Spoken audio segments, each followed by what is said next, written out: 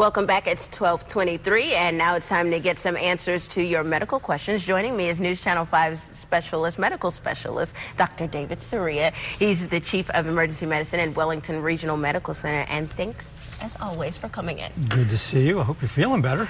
Let me tell you, let's go ahead and get through this segment before the sneezes start coming. Well, you know, there's been a lot of talk with the nuclear power plants, in Japan about radiation and the danger of radiation. So how much radiation are people in Japan being exposed to, and what are some of the risks? Yeah. You know, there's so many reports coming in, and they're varied, and every hour it changes. So I'm going to try and wrap it up for us, because I think a general understanding as to what to expect or what things to know are going to be real important. So kind of give you an example.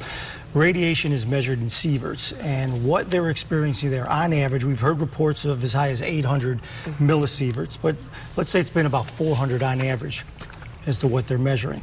We Americans get about 3 millisieverts per year of radiation exposure, just from the ambient environment.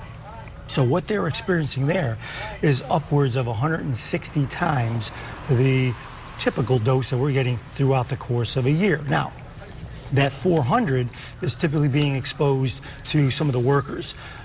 Let's focus more on the average population. Now, we don't know how much they're getting exposed to, because we really don't know what type of radiation is in the air. But there are two types. There is going to be your total body exposure, which is that quick, abrupt, high-dose exposure radiation, which is typically from the workers that are right there in the plants. And then there's going to be your lower-dose prolonged exposures, like what we saw at Chernobyl when people were consuming the milk or eating the vegetables.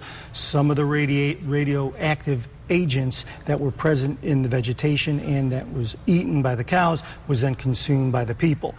Now, what you're seeing, for example, right now is a run on potassium iodide. Well, that's great, but it only protects you against radioactive iodide, which stays in the environment for about a week. And what that does is it binds to the thyroid, and it just protects you against that type of cancer, which is thyroid.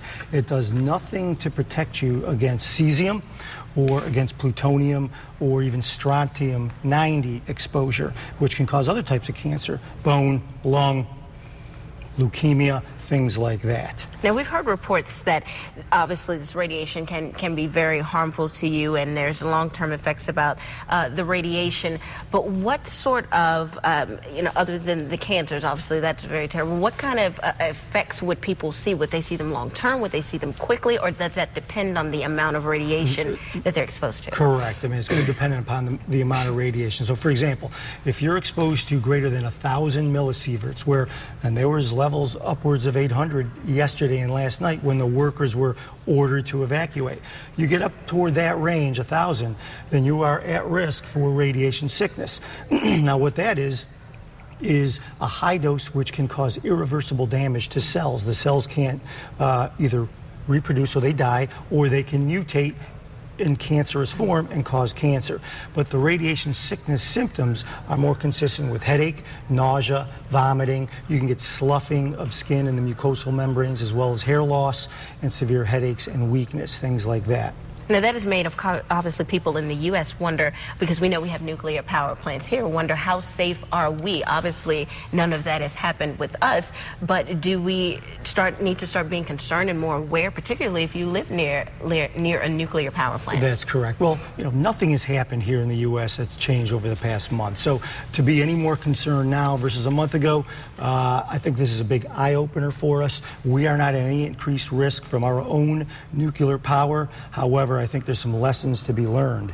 And one of them is that some of the newest power plants, nuclear power plants, don't require cooling like the Fukushima plant that has been damaged requires, and that's where the risk has come. It's overheated, it has exploded, and the elements are now exposed, and the radiation is being emitted throughout the environment. But just to kind of give you an idea as to how we compare risk, because a lot of people are wondering, and I've been asked this question all week long, what does it mean? In other words, if I'm exposed and the ambient exposure all year long, what does that mean as far as risk of cancer or death? And I want to kind of give you a comparison. So the 3 millisieverts that we're exposed to every year is equivalent to, or can cause death equivalent to, for example, a pack and a half of cigarettes, right? Those are the same. You're going to die from a pack and a half of cigarettes just as easily as you would from a years-long exposure to radiation that we have here in the U.S. Same thing as driving 1,000 miles. You drive 1,000 miles, your risk of death is the same as a year-long of radiation exposure that we presently see in the U.S. Flying 15 round trips between here and California, same thing. Or just hanging out in L.A. or New York City for about 60 days with the air pollution, your risk of death is the same. So it kind of gives you an idea as to how to compare those two. So, bottom line, nothing to worry about. I hate to interrupt you, but I know we could talk on and on and on about what's going on with this. Yeah, definitely. So we'll talk during the break. Well, if you have any questions for Dr. Surya, you can send them to our website, WPTV.com, and click on the health link. Scroll down on the right-hand side, and you'll see a form to write your questions. Thank you, as always, Dr. Surya, for coming in and enlightening us. Feel so much smarter now. We'll see you next week. We're back right after this.